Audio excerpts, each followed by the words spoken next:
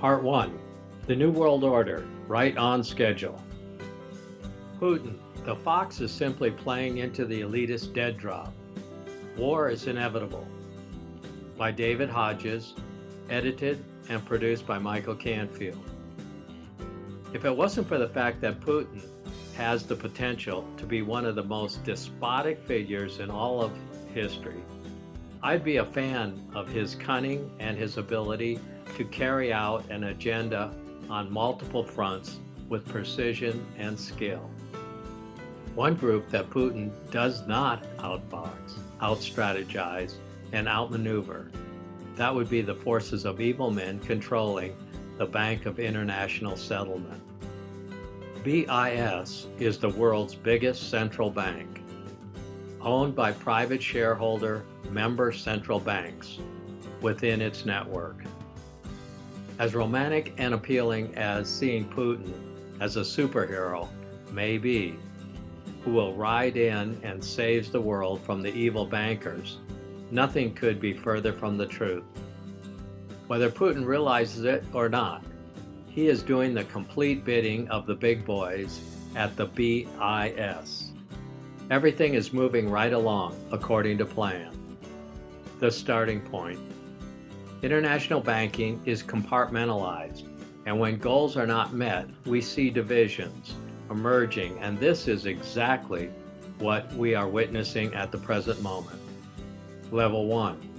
The Bank of International Settlement. International banking has three major levels. The executive directors of this grand economic scheme, the Bank of International Settlement, from Basel, sit at the head of the table.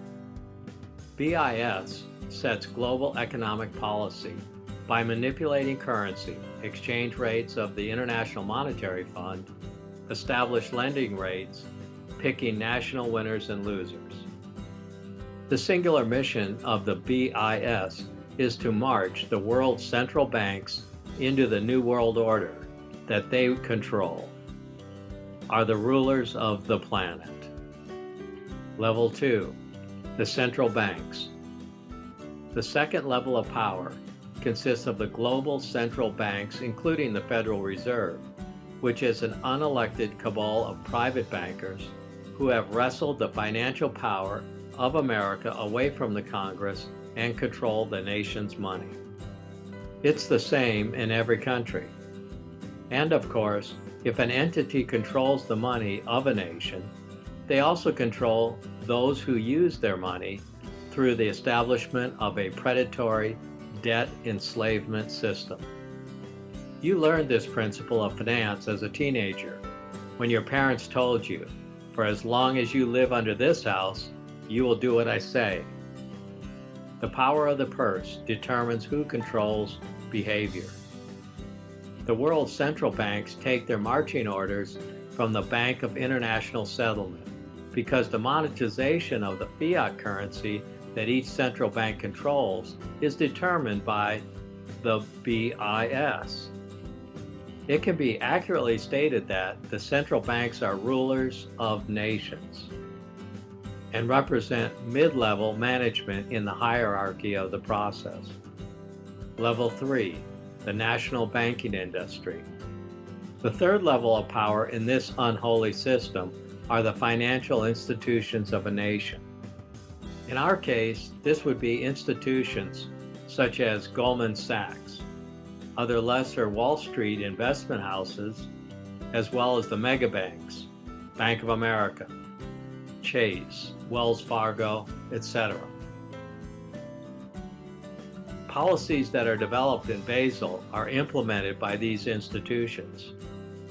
The investment houses conduct the day-to-day management of the policies which flow downhill from the BIS. Finally, there is everybody else, and that would be the sheep of each country, who know nothing of how any of this works. Most of us are all too brainwashed by the system to achieve this level of awareness. The end. Look for part 2 to follow.